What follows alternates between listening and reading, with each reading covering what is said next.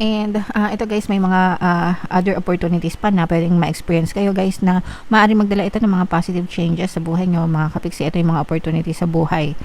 Guys, pwedeng sa buhay, sa trabaho, sa negosyo, pwede din sa love guys. No? Depende kung ano yung focus ng attention nyo, pero magdadala ng mga positive changes. And mga bagong simula din guys. No? Yung iba sa inyo, I'm sensing na parang nag-iipon kayo ng pera. Or yung iba naman sa inyo guys, parang gusto nyo magsimula pero nag-hold back yung inyong puso, yung inyong damdamin. Kunwari gusto mo magnegosyo pero parang nagdadalawang isip ka,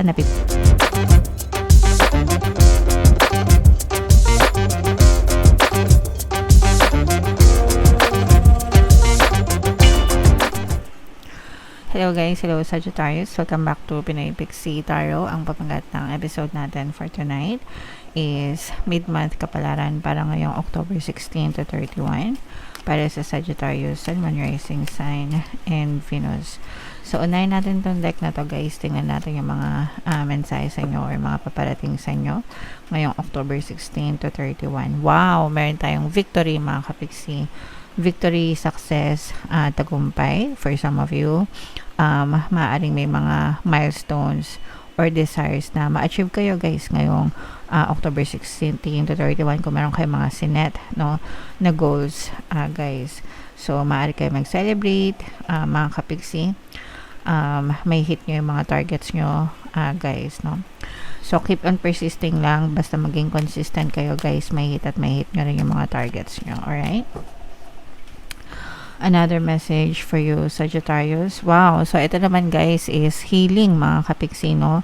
Ibig sabihin nito, kung meron kayong mga pinagdadaanan, nag-heal kayo mga kapiksi. Hindi lang kayo nag-heal sa buhay, pero nag-heal din yung kalusugan nyo if meron kayong mga health problems, no? Mental, emotional, physical, and sometimes even yung spiritual. But, again guys, reminder, paalala, palagi no, pagdating sa kalusugan, wag iasa sa tarot reading mga kapiksi.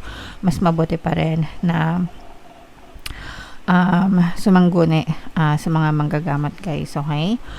Para makapagpa-check up, mabigyan kayo ng karampatang lunas, Sagittarius. Alright, and meron tayong door to personal healing and happiness. So, ito guys, yung healing nyo, no? Ito naman healing more on emotional and mental mga kapiksi. So, nandun pa kayo sa proseso guys, no? Hindi pa siya, kumaga hindi pa kayo kompleto, hindi pa kayo fully healed.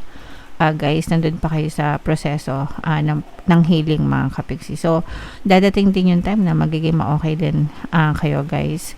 So, antay-antay lang. Hindi naman minamadali yung healing guys, kasi yung healing talaga proseso talaga yan, di ba? Minsan mabilis, minsan matagal, depende sa sakit, depende kung yung gravity, yung lala, kung gaano kalala, di ba? Yung mga sugat nyo, yung mga sakit nyo. So, yeah. Comment down below, Sagittarius, if feeling nyo nakaresonate kayo dyan. And shuffle natin to guys. Hanapin natin yung energy ng Sagittarius. Habang sinashuffle ko to guys, panoorin nyo muna yung video natin regarding sa ating paano mag-manifest ng abundance video course. Kapiksi, sawa ka na ba sa mga struggles at hirap sa buhay mo? Masipag ka ba at masikap sa buhay ngunit hindi ka pa rin umaasenso? Ilang beses ka na bang nag-attempt magnegosyo at mag-invest pero palagi ka pa rin nalulugi? Sa pagkakataon na ito ay maaaring may subconscious beliefs ka na nagiging balakid sa iyong pag-unlad at pagyaman. Introducing, paano mag-manifest ng abundance video course. Dito ay matututunan mong ma-overcome ang mga balakid mo para tuluyan ka ng umunlad, umasenso, sumagana, maging matagumpay, successful at maswerte sa iyong kabuhayan, pera, trabaho, negosyo sa lapi at kaperahan ng bonggang-bongga. Dali, mag-send na ng email sa pinoypixitaro@gmail.com at simulan na ang iyong pagyaman ngayon. Alright, so sa lahat ng gusto mag-avail ng course guys, naka-flash sa screen nyo. Una, meron tayong paano mag-manifest ng abundance video course. Meron din tayong paano mawala ang third party at magkaroon ng harmonious na relationship. And meron din tayong paano pabalikin si ex revised breakup. Sa mga interesado guys, mag-send lang kayo ng email sa pinoypixitaro@gmail.com. And sa mga naghahanap ng pampaswerte guys, Aventurin at saka si Train, yung mga links nasa description box guys. So Sagittarius, kaya 9% ng Queen of Wands, latag natin yung spread nyo guys. Kung hindi nyo pa napapanood yung ating 2026 kapalaran guys, punta na kayo sa homepage natin. Available na yung video guys. So, ito, this is both negative and positive mga kapiksi. Pero more on positive to guys, no? Yung nakikita kasi natin dito guys, yung iba sa inyo, nabibiktima ng mga pang-aabuso, no?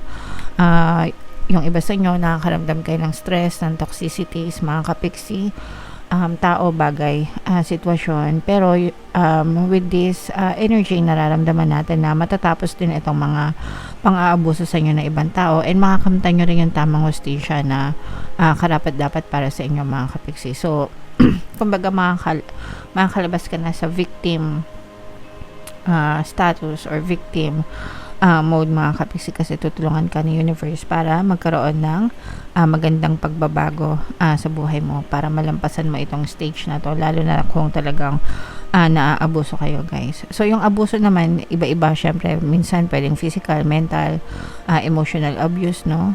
Depende sa, minsan pati financial, di ba? Depende sa mga sitwasyon nyo. Pero again, no, makakamtan nyo rin yung tamang hustisya, mga kapiksi. So mapaparusahan yung dapat parusahan. Hindi kayo yung magpaparusa, guys, no? Si universe ang gagawa nun. Pero parang mabubunutan kayo ng tinik, mga kapiksi. Pero ang nakikita natin dito, guys, is imbis na magalit kayo, maghihil, no? Maghihil yung inyong mga sugat, mga kapiksi, mga sugat ng puso nyo, guys. And parang mas matututo kayong magpatawad, guys, no?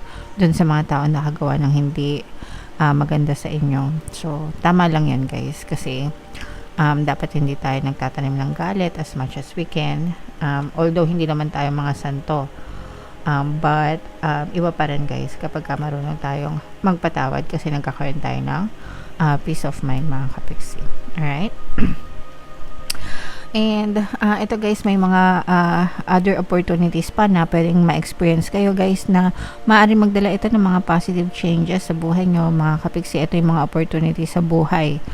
Guys, pwedeng sa buhay, sa trabaho, sa negosyo, pwede din sa love, guys, no? Depende kung ano yung focus ng attention nyo, pero magdadala ng mga positive changes and mga bagong simula din, guys, no?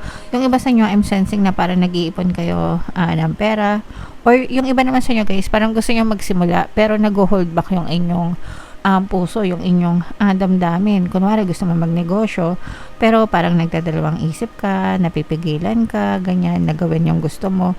For some reason, mga kapiksi, pwedeng hindi pa kayo lubos na handa, hindi pa kayo mentally, physically, financially, emotionally prepared. Nandun pa yung mga takot and doubts, mga kapiksi. Parang hindi pa kayo sanay. But, yun yung pinaka-hardest part, guys, yung pagsisimula. Pero kapag nasimulan nyo na yan and nagtuloy-tuloy na kayo, may enjoy nyo rin yung journey, mga kapiksi. So, don't be afraid to take the first step, guys, towards your goals, towards your desires. Okay? Alright. So, what else, mga kapiksi? Yung iba sa inyo, wow. Okay, so ito, guys, na merong presence dito ng Earth signs, Capricorn, Taurus, Virgo. For some of you, guys, maaaring merong magparamdam sa inyo sa pag-ibig, pero ito yung parang sakit lang ng ulo sa inyo, guys, no? Kumbaga parang I'm sensing na pwedeng hindi kayo handa sa relationship, or kung kayo naman ay currently in a relationship, mga kapiksi, pwedeng sumasakit yung ulo nyo sa mga person nyo dahil pwedeng sa pagiging immature din nitong bata tuloy. Pagiging immature nitong person nyo, guys, no? Parang isip bata, or parang hindi siya committed, mga kapiksi, hindi siya mapakali sa isang lugar. Pwedeng laboy siya ng laboy, labas ng labas kasama ng mga barkada, tapos kumbaga hindi kanya napa-priority, mga kapiksi. At saka parang magkaiba kayo ng nito, ng peg ng person mo. Kumbaga introvert ka, siya extrovert, kaya medyo mahirap kayong magtugma, guys, or pwedeng marami kayong pagkakaiba sa buhay, and pwedeng yun yung nagiging cause ng sakit ng ulo sa relationship nyo, guys, kung hindi pa kayo nakapag-adjust. Okay, yung iba sa inyo, guys, I'm sensing na maaaring meron kayong travel vacation, no, na ma-experience. Kung meron kayong mga pinaplanong travel, guys, yung iba sa inyo nagpaplano pa lang, yung iba naman sa inyo may plano na talaga. So mapupush yan, mga kapiksi, for your relaxation, guys. Paminsan-minsan kailangan natin yan para makapag-unwind, makapag-relax, makapag-reset din. Okay? Alright. So, i-mind nyo na to, mga justice na to, itong mga hostisya na to, mga kapiksi, itong mga more opportunities, itong travel, no? Yan. Yan yung mga nakita natin na positive energies for you, Sagittarius. So, i-mind nyo na yan sa comment section. So, bunot tayo ng isa pang additional na mensahe sa inyo, guys. I honor how I want to feel. And tama naman to, guys, kung ano yung nararamdaman nyo. Kasi tao tayo, guys, no? And bilang tao, meron tayong emosyon, no?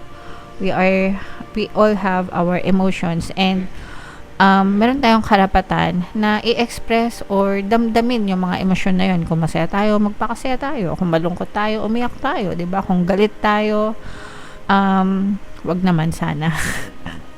Kasi merong galit na nag-aamak, 'di ba? Pero kung galit tayo, 'di ba? Ayaw natin, yun yata yung pinakaayaw natin na emosyon sa lahat. Pero i-honor nyo, guys, 'di ba? Feel it.